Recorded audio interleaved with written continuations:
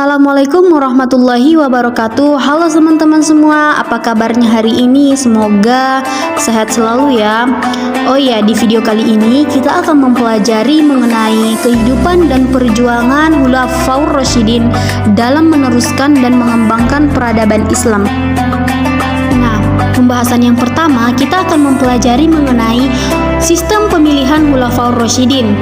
Proses pemilihan Khulafaur Rasyidin ini adalah dengan cara musyawarah antar pemuka kaum dari sahabat-sahabat Nabi. Adapun proses pengangkatan Khulafaur Rasyidin dilakukan dengan dua cara. Cara yang pertama yaitu dengan cara musyawarah, dan cara yang kedua dengan penunjukan langsung oleh khalifah sebelumnya, bahwa jabatan khalifah tidak dapat diwariskan. Mereka diangkat berdasarkan persetujuan dari rakyat atau umat Islam.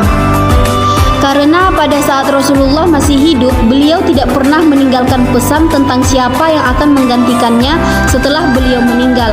Semua diserahkan kepada kaum muslimin. Setelah kita mengetahui sistem pemilihan Khulafaur Rasyidin, selanjutnya kita akan mengenal para khalifah Khulafaur Rasyidin. Yang pertama ada Khalifah Abu Bakar As-Siddiq yang memerintah pada tahun 632 sampai 634 Masehi. Setelah Rasulullah Shallallahu Alaihi Wasallam wafat, kaum muslimin dihadapkan sesuatu problema yang berat karena Nabi sebelum meninggal tidak meninggalkan pesan apa dan siapa yang akan mengganti sebagai pimpinan umat. Suasana wafatnya Rasul tersebut menjadikan umat Islam dalam kebingungan.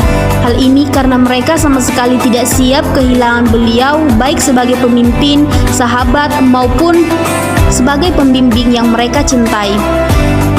Selanjutnya yang kedua, Khalifah Umar bin Khattab yang menjabat pada tahun 634 sampai 644 Masehi. Pada tahun 634 Masehi, ketika pasukan muslim sedang bergerak menaklukkan Syam, Abu Bakar jatuh sakit. Ketika itulah Abu Bakar berpikir untuk menunjuk satu orang penggantinya. Pilihannya jatuh kepada Khalifah Umar bin Khattab. Pandangannya yang jauh membuat Abu Bakar yakin bahwa Umarlah pemimpin yang tepat untuk menggantikannya. Adapun khalifah yang ketiga adalah Khalifah Utsman bin Affan yang memerintah pada tahun 644 sampai 656 Masehi. Sepeninggalan Umar bin Khattab, Dewan Syuro mulai bersidang untuk menentukan pengganti Umar. Abdurrahman bin Auf ditunjuk sebagai ketua sidang. Sidang berjalan kurang lebih sehingga selama tiga hari lamanya. Pada hari terakhir, Abdurrahman bin Auf, Zubair bin Awam, Sa'ad bin Abi Waqqas, dan Tolhah bin Ubaidillah mengundurkan diri dari pencalonan.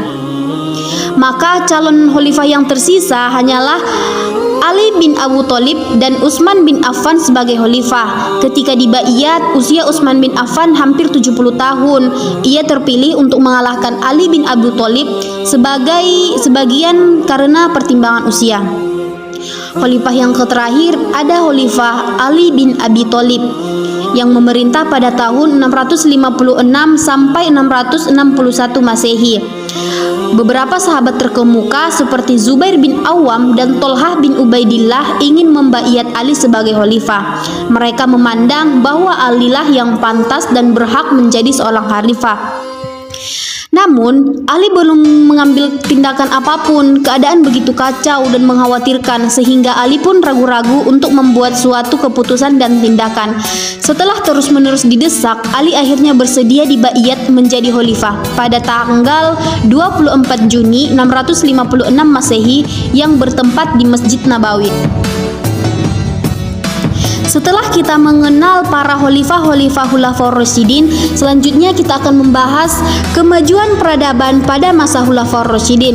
Nah, setelah Khulafaur Rasyidin ini memerintah, ternyata ada kemajuan pada peradaban Islam. Nabi Muhammad itu meletakkan dasar agama Islam sehingga ide-idenya ini dilanjutkan oleh Khulafaur Rasyidin. Di antara keempat khalifah Khulafaur Rasyidin tersebut, ternyata Umar memiliki kedudukan yang istimewa dengan tanpa menafikan peran khalifah yang lainnya. Keistimewaan Umar terletak pada kemampuannya berpikir kreatif dan kebrilianannya dalam memahami syariat Islam. Kreativitas Umar mulai tampak ketika ia mengkhawatirkan keutuhan Al-Quran karena banyak hufaz yang mati syahid.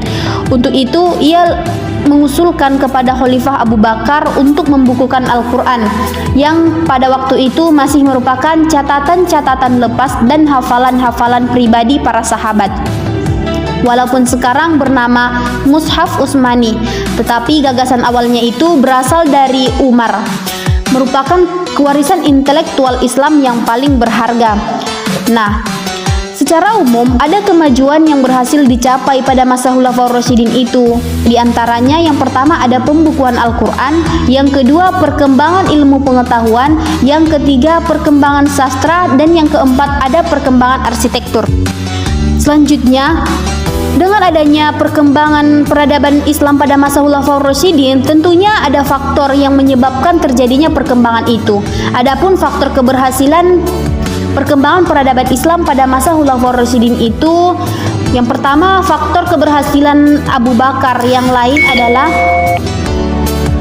membangun peranata sosial di bidang politik dan pertahanan keamanan. Keberhasilan tersebut tidak lepas dari sikap keterbukaannya, yaitu memberikan hak dan kesempatan yang sama kepada tokoh-tokoh sahabat untuk ikut membicarakan berbagai masalah sebelum mengambil keputusan melalui forum musyawarah sebagai lembaga legislatif. Nah, peradaban Islam yang paling signifikan pada masa Umar, selain pola administrasi pendidikan, pemerintahan, peperangan, dan sebagainya adalah pedoman dalam peradilan. Pemikiran Umar bin Khattab khususnya dalam peradilan ini masih ada yang berlaku sampai saat ini. Yang pertama itu ada kedudukan lembaga peradilan, wajib di tengah-tengah masyarakat. Yang kedua, memahami kasus persoalan, kemudian memutuskannya. Yang ketiga, menyamakan pandangan kepada kedua belah pihak dan berlaku adil. Yang keempat, kewajiban pembuktian. Yang kelima, lembaga damai. Dan yang keenam, penundaan persidangan. Yang ketujuh, kebenaran dan keadilan adalah masalah universal. Yang kedelapan, kewajiban menggali hukum yang hidup dan melakukan penalaran logis. Yang kesembilan, orang Islam haruslah berlaku adil. Dan yang kesepuluh, larangan bersidang ketika emosional. Sekian penjelasan dari saya, kurang dan lebihnya saya mohon maaf. Wassalamualaikum warahmatullahi wabarakatuh. Sampai jumpa di video selanjutnya.